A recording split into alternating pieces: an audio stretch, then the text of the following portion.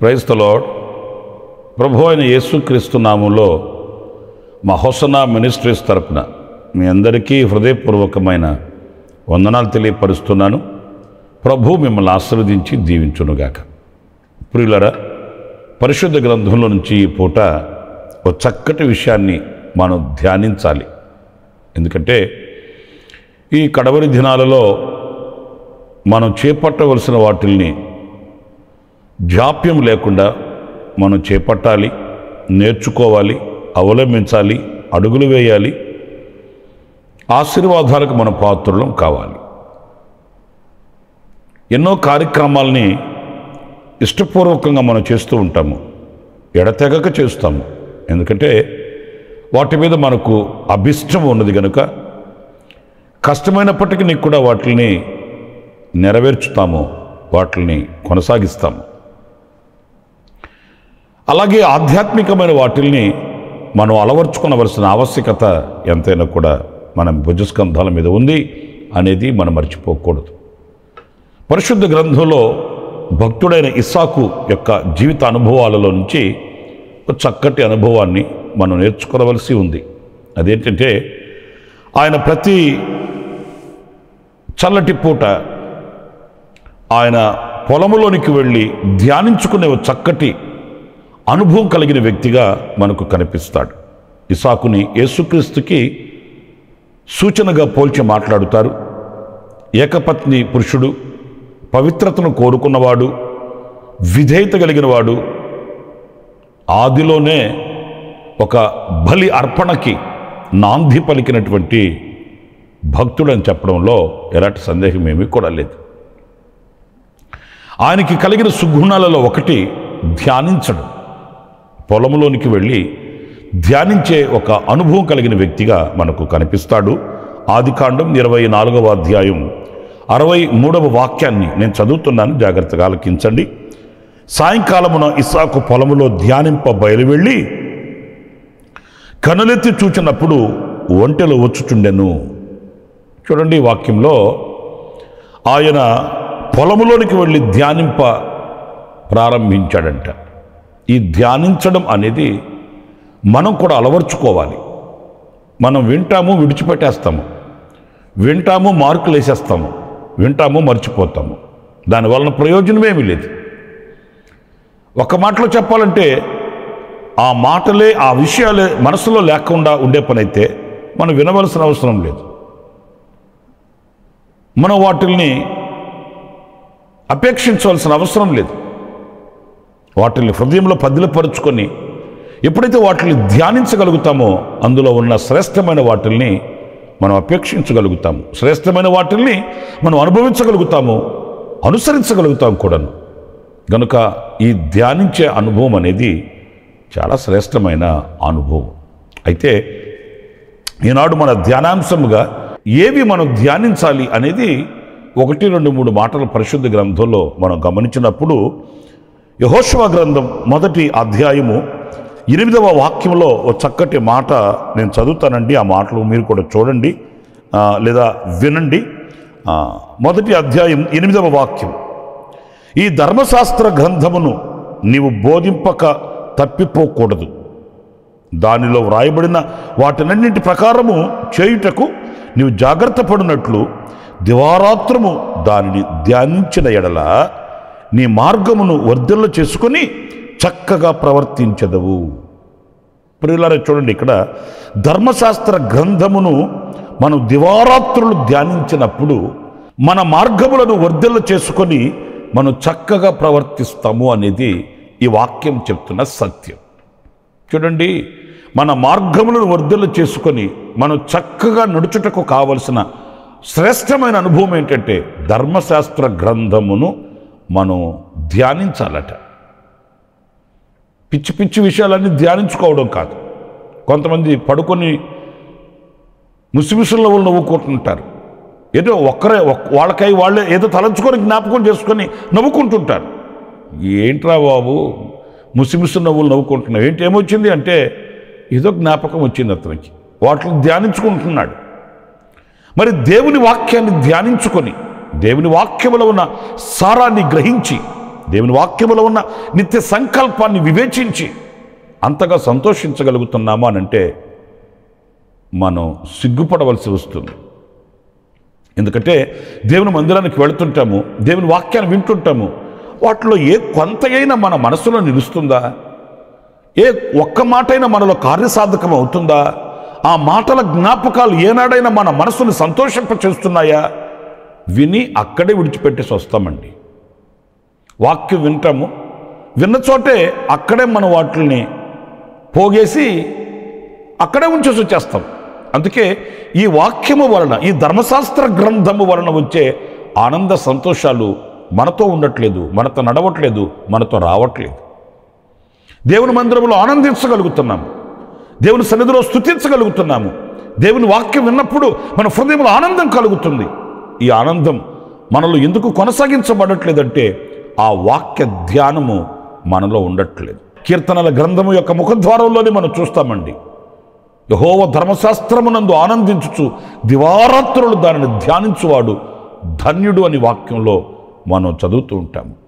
మరి దేవుని వాక్య ధ్యానం మనకుంటుందా? ధర్మశాస్త్ర గ్రంథము యొక్క ఆ ధ్యానం మన హృదయంలో ఉన్నప్పుడు ఆ వాక్యము వలన కలిగే ఆనందము, వాక్యము వలన కలిగే విడుదల, వాక్యము వలన కలిగే విజయం మన సొంతం అవుతుందని చెప్పడంలో సందేహం ఏమీ కూడా లేదు. అందుకే ఈ అనుదిన కృప అని ఈ సందేశాలను కూడా ప్రతిదినము మీకు ఎందుకు చేరువ చేస్తున్నాము అని అంటే, ఇదిగో ఒక దినమంతా ఆ వాక్య ధ్యానాలతో మీ హృదయం నింపబడుతుందని. ఏదో ఈ వాక్యాలు విని మీరు మాకేదో మార్కులు వేయాలి, మేమేదో మీకు అందు చేయాలి, మీరేదో మమ్మల్ని మెచ్చుకోవాలని కాదు.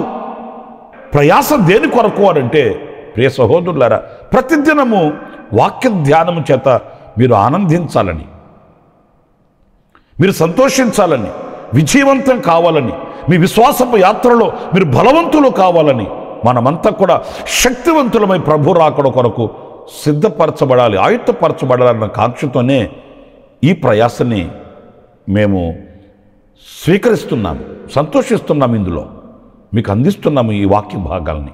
కనుక వాక్య ధ్యానము మనకు కావాలి. ఆ వాక్య ధ్యానము యందు మనము నిలిచిన వారమై ఉండాలని దేవుని వాక్యాన్ని బట్టి నేను మీకు తెలియపరుస్తున్నాను. ఇకపోతే రెండో విషయాన్ని మన పరిశుద్ధ గ్రంథంలో గమనించినప్పుడు కీర్తనల గ్రంథం 48వ కీర్తన 9వ చరణంలో చక్కటి మాట ఉంది. అదేంటంటే, దేవా మేము నీ ఆలయమునందు నీ కృపను ధ్యానించితిమి. ఏం ధ్యానించాలి అనంటే ఆయన కృపను ధ్యానించాలట. నిజమే, ఆయన కృప లేకపోతే ఈరోజు మన పరిస్థితి ఏంటి? కృప అనేది ఎంతో విశిష్టమైనది, శ్రేష్టమైనదండి. ఆ కృప లేని క్షణం, ఒక్క క్షణం మన జీవితంలో శూన్యమని చెప్పుకోవాలి. ఈరోజు బ్రతికి బట్టగట్టి బైబిల్ పట్టుకుని బజార్లో తిరుగుతున్నాము, సజీవుల దేశంలో సజీవులుగా మనం నిలిచి ఉన్నామంటే కృప తప్ప వేరొక్కటే మన యందు ఏమి కూడా కనబడదు. మన నడినెత్తి మొదలుకి అరికాల వరకు పరిశీలిస్తే ఆయన కృప మహదైశ్వర్యం తప్ప ఏది మనలో ఆధిక్యత కలిగింది ఏది కూడా లేదు. మనలో ఎంచదగినది ఏది కూడా లేనేలేదు, ఆయన కృప తప్ప. ఏం చేయాలి? పొందుకోవడం మాత్రమే కాదు, స్వీకరించడం మాత్రమే కాదు, మనం పొందుకొని ఆ కృపను తలంచాలి. తలంచాలంటే కృప కృప కృప అని తలంచుకోవడం కాదు. ఆ దేవుని కృప మనకి ఎలాంటి విడుదలనిచ్చింది, ఆ దేవుని కృప మనల్ని ఎలా ఆదరించింది, ఆ కృప మనల్ని ఎలా తప్పించింది, ఇవన్నీ మనం ధ్యానించాలండి. మనకు అంత సమయం ఎక్కడ ఉంటుంది? అనవసరమైన కార్యక్రమాలలో తనమునకలై తిరుగుతుంటాము, అనవసరమైన కార్యక్రమాలలో మనం చాలా ఖర్చు పెడుతుంటాము. కానీ సమయాన్ని వెచ్చించి దేవుని సన్నిధిలో ఆ కృపను తలంచుకొని ఆ కృపయందు ఆనందించగలిగినటువంటి వ్యక్తిత్వం ఈరోజు మనకు కరువైపోతుందని చెప్పడంలో సందేహం ఏమీ కూడా లేదు. నా ప్రియమైన సహోదరులారా, దేవుడు నిన్ను ఏ స్థితిలో బ్రతికించాడు, ఎలాంటి పరిస్థితుల్లో నుంచి తప్పించాడు, ఎలాంటి కష్ట పరిస్థితుల్లో ఆయన చేయి పట్టుకొని నిన్ను అగాధాలు దాటించి ఈరోజు ఆనందదాయకంగా ఆయన నిన్ను నిలబెట్టాడు. ఆ కృపకు ఎలా పాత్రుడవయ్యావు, ఎలా పాత్రురాలవయ్యావు అనేది మీ మనసాక్షిని అడిగితే చెప్తుంది. మరి ఆ కృపను తలంచి ఏనాడైనా స్తుతించి ప్రభుని గణపరిచావా? ఇంత కృప మన ఎడలు విస్తరింపచేశాడే, ఇంత ఉన్నతమైన కృప మన ఎడలు చూపించాడే. అభాగ్యులము అయోగ్యులము దేనికి పనికిరాని తృణీకరించబడిన మనల్ని ఆయన హక్కును చేర్చుకొని ఎత్తుకొని హత్తుకొని ముద్దాడి కన్నీళ్లను తుడిచి ఒక తండ్రిలా మనకు ఆయన ప్రత్యక్షమై భుజాల మీద మోస్తున్నాడే. ఆ కృపను ఏమని తలంచగలము? ధ్యానించి ప్రభుకి కృతజ్ఞతాపూర్వకంగా బ్రతకగలుగుతున్నామా అంటే చాలామందిలో ఈ రోజున ఆ కృపను ధ్యానించగలిగిన అనుభవాలు కనిపించట్లేదండి. ఇంకా ఏదైనా తక్కువైతే ఇమ్ము ఇమ్ము ఇమ్ము ఇమ్ము అని అడగడమే కానీ కృపను తలంచి ప్రభుకి కృతజ్ఞతాస్తుతి చెల్లించే కృతజ్ఞత కలిగిన హృదయాలు ఈ రోజున అరుదైపోతున్నాయి, కరువైపోతున్నాయి. నా ప్రియమైన సహోదరులారా, ఆ కృప మన ఎడలై ఎంత ఎంత ఎంత ఎంత దీవెనను కలిగించింది చెప్పడానికి వర్ణనాతీతం. మనకంటే బలము కలిగిన ధనము కలిగిన జనము ఎందరో దాటకపోయారు, ఈ లోకాన్ని విడిచిపెట్టి వెళ్ళిపోయారు, ఈ లోకంలో కలిసిపోయారు. కానీ ఏ మంచి మనలో ఉన్నదని దేవుడు ఆయన సముఖంలో ఈ రోజున ఆయన సత్యవాక్యాలను ధ్యానించే ఈ కృపను ప్రభు మనకు అనుగ్రహించాడు. చెప్పండి. కనుక ఆ కృపను తలంచి మనం ధ్యానించాలట. ఆ కృపని, ఆ కృప యందు మనం ఆనందభరితులము కావాలని దేవుని వాక్యం చెప్తుంది. ఇంకో విశేషమైన మాట నేను మీకు జ్ఞాపకం చేస్తాను. అది కూడా ఏంటంటే 73వ కీర్తన 17వ చరణాన్ని చదువుతానండి. నేను దేవుని పరిశుద్ధ స్థలములోనికి పోయి వారి అంతమును గూర్చి ధ్యానించు వరకు ఆ సంగతి నాకు ఆయాస్కరముగా ఉండెను. ఇక్కడ 73వ కీర్తన మీ అందరికీ తెలిసిన సంగతే. ఆసాబు కీర్తన. ఆయన భక్తిహీనుల క్షేమాన్ని చూసి ఆయన మత్సరపడ్డాడని, పశుప్రాయుడైపోయాడని ఈ చరిత్ర మనం చదువుకుంటూ వస్తామండి. అయితే ఇక్కడ మనం గమనించవలసింది ఆయన అంతమును గూర్చి ధ్యానిస్తున్నాడంట. ఏది? ఎవరినైతే చూసి వీళ్ళు బలవంతులు, వీళ్ళు ఐశ్వర్యవంతులు, వీళ్ళు అన్ని రంగాలలో ఆరితేరిన వాళ్ళు అని ఎవరిని చూసి అయితే మత్సరపడ్డాడో వాళ్ళ అంతమును గూర్చి ధ్యానించాడంట. నిజమే, నేను అంటాను వాళ్ళ అంతమే కాదు, మన అంతం కూడా. ఎప్పుడైనా ఆ అంతమును గూర్చిన ధ్యానం మన మనసులో ఉన్నప్పుడు మనం కుడికి కానీ ఎడముకు కానీ తొలగమండి. మనం ఎందుకు తొట్టిల్లిపోతున్నాము, ఎందుకు మనం కుడి ఎడమలుగా మనం మరలిపోతున్నాము అని అంటే మన అంతం ఏంటో మనకు తెలియట్లేదు. ఇలాగే రోజులు గడుస్తాయి అనుకుంటున్నాం. చేతిలో ఉన్న డబ్బు ఇలాగే అంతము వరకు ఉంటుంది అనుకుంటున్నాం. మన భుజముల మీద చేతులు వేసే స్నేహితులు అంతము వరకు మనతో వస్తారు అని అనుకుంటున్నాం. మనకేదో గొప్ప కొండలాంటి వ్యక్తులు మన ఎదుట ఉన్నారు అని సంబరపడుతున్నాము. కానీ మన అంతమును గూర్చి మనం ఆలోచిస్తే, అంతమును గూర్చి ధ్యానించగలిగితే మన గుండెల్లో వణుకు పుడుతుంది, వెన్నులో వణుకు పుడుతుంది, గుండెల్లో భయము కలుగుతుంది, వేసే ప్రతి అడుగు పదిలంగా పడుతుంది. మన అంతం మనం ధ్యానించము. ఒకవేళ అలాంటి జ్ఞాపకాలు ఏమైనా మనకు వస్తే ఏంటి పీడకల అంటాము. అది పీడకలగా ఉంటుంది. మనకు గనక మనం కోరుకున్న వాటి గురించి వస్తే ఇది మంచి పెద్ద కళగా కనిపిస్తుంది. ఏది శ్రేష్టమైనది, ఏది అల్పమైనది మనం వివేచించలేకపోతున్నాము. నా ప్రియమైన సహోదరులారా, మన కడవరి స్థితిని మనం యోచించుట మేలని వాక్యం చెప్పట్లేదా? మన కడవరి స్థితిని గురించిన ధ్యానం, ఆ కోరిక, ఆశ, ప్రభువా నేను ఈ రీతిగా నీ సన్నిధిలో నేను కన్నుమూయాలి, నీ సన్నిధిలో నేను ఎలాగా బ్రతకాలి, ఈ లోకాన్ని నేను విడిచే సమయాన నేను ఎలాంటి ఆధ్యాత్మికమైన విలువలు కలిగి ఉండాలన్న కోరిక ఏనాడైనా మన మనసులో కలుగుతుందా? వాటి కోసం మనం ప్రార్థించగలుగుతున్నామా? ఆ స్థితి మనం ధ్యానించగలుగుతున్నామా? ఆ ఆలోచననే మన మనసుకు రానివ్వము. ఎవరైనా నాలాంటి సేవకులు ఒకవేళ అంతమును గూర్చి, కడవరి స్థితిని గూర్చి మాట్లాడితే అదొక అపశకనంలాగా మాట్లాడతారు, ఎంచుతారు. ఏంటండి ఎప్పుడు ఈ అనర్థాలతో కూడిన మాటలు మాట్లాడతారేంటి? అంతము అంతము అంతము అంటారేంటండి? నా ప్రియమైన సహోదరులారా, కానీ వాక్యంలో ఏమని రాయబడి ఉంది? ఒకని జనన దినము కంటే మరణ దినమే మేలని, ప్రారంభము కంటే ముగింపు మహిమకరముగా ఉండాలని, ఇవన్నీ ముగింపును గురించిన మహిమకరమైన అనుభవాల్ని వాక్యం చెప్తుంది. కనుక మన కడవరి స్థితిని గురించి మనం ధ్యానించాలి. ఆ ధ్యానం మన మనసులో నిలిచి ఉండాలి. ఆనాడు క్రీస్తులో స్థిరపరచబడగలుగుతాము, ప్రభువులో ఎదగగలుగుతాము, ఆయనను హత్తుకుని బ్రతకగలుగుతాము. మనము ప్రతిదీ ఆచితూచి అడుగు వేయగలుగుతాము. ఈ ధ్యానం మన గుండెల్లో ఉండాలి. ఆఖరిగా నేను ఒక మాట చెప్తాను. 77వ కీర్తన 12వ చరణంలో రాయబడిన మాట ఏంటంటే, నీ కార్యమంతయు నేను ధ్యానించుకుందును, నీ క్రియలను నేను ధ్యానించుకుందును. ఆయన చేసిన కార్యాలు, ఆయన చేసిన క్రియలు ధ్యానించుకోవాలంట. ఈనాటి వరకు మీరు చూడండి, ఎన్ని ఆశ్చర్యమైన అద్భుతాలు మనం అనుభవించామో కదా, ఎన్ని గొప్ప కార్యాలు ప్రభు చేశాడో కదా.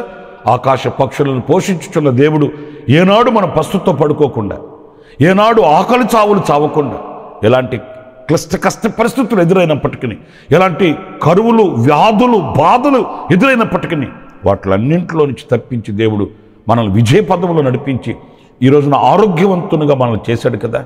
ఆయన గొప్ప కార్యాలు తలంచాలి, ధ్యానించాలి. ఏదో మేలు పొందుకొని ఆ తర్వాత శక్తి పొందుకొని ఆ తర్వాత మనం లేచి తిరగడం కాదు. దేవుడు చేసిన ఉపకారములు తలంచి కీర్తనకారుడు అంటాడు, నా ప్రాణమా యెహోవాను సన్నతించుము, నా అంతరంగములోనున్న సమస్తమా. చూసారండి, ఆయన గొప్ప నామాన్ని కీర్తించు, స్మరించు. ఆయన చేసిన ఉపకారములలో దేనిని మర్చిపోవద్దు. మనం దేనిని జ్ఞాపకం పెట్టుకోము. మనకి ఎన్ని మేలులు చేసినా మనకు మంచినీళ్ళు మర్యాద.